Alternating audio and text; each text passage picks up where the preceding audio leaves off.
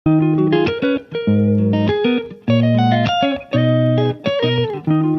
श्रीमन्नारायण। नमस्कार दोस्तों, आज मैं आप लोगों को एक गरीब पति पत्नी की कथा जो वैशाख मास में प्रतिदिन सुनी जाती है सुनाने जा रही हूँ। बोलो विष्णु भगवान की जय। एक बार एक पति और पत्नी थे। वे बहुत गरीब थे। पति रोज जंगल जाता और वहां से लकड़ियां काटकर घर लाता और उनका गट्ठर बना के बेचता था और ऐसे ही वे अपना गुजारा करते थे। फिर बैसाख का महीना आया और सब गांव के लोग बैसाख का स्नान करने लगे, तो यह औरत भी बैसाख नहाने लगी और उसका पति जो लकड़ियां की गट्ठर बनाता, वह पत्नी उसमें से एक लकड़ी निकाल लेती थी और अलग रख देती थी।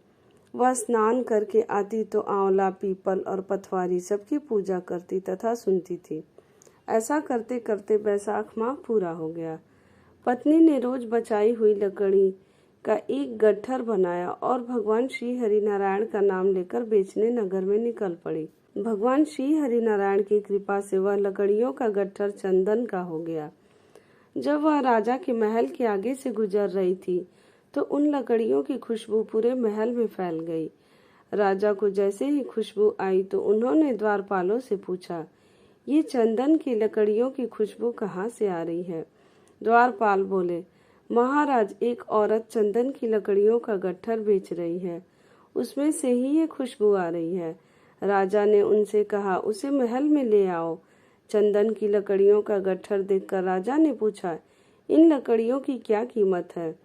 तब वह औरत बोली, जितना आप देना चाहें आप दे दे, मुझे तो सिर्फ 5 ब्राह्मण खिलाना है। उन्हें खिलाने में जो भी सामान चाहिए मुझे बस वही चाहिए। राजा ने 5 ब्राह्मणों को खिलाने लायक सामान देकर उसे उसके घर भेज दिया।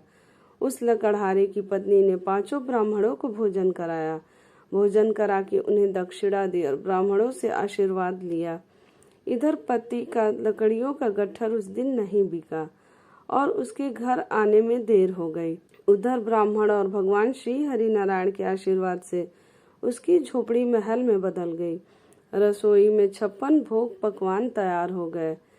पति जब वापस आया तो उसने झोपड़ी की जगह महल देखा, तो उसे देखकर उसकी पत्नी उसके पास आई और भगवान श्री हरिनारायण की कृपा की सारी बात अपने पति को बता दी।